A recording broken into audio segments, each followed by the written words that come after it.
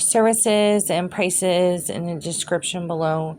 Today we're going to read from the Suze Orman Money cards. We're going to pick the number 1, 2, 3, or all cards for you or someone else for a specific situation or in general. The first card. There's an important distinction that must be made between good debt and bad debt. Good debt, a college loan or a mortgage to fund the dream home. Ownership is a careful investment into tomorrow. Bad debt, funds today, impulses at the cost of depleting your tomorrows.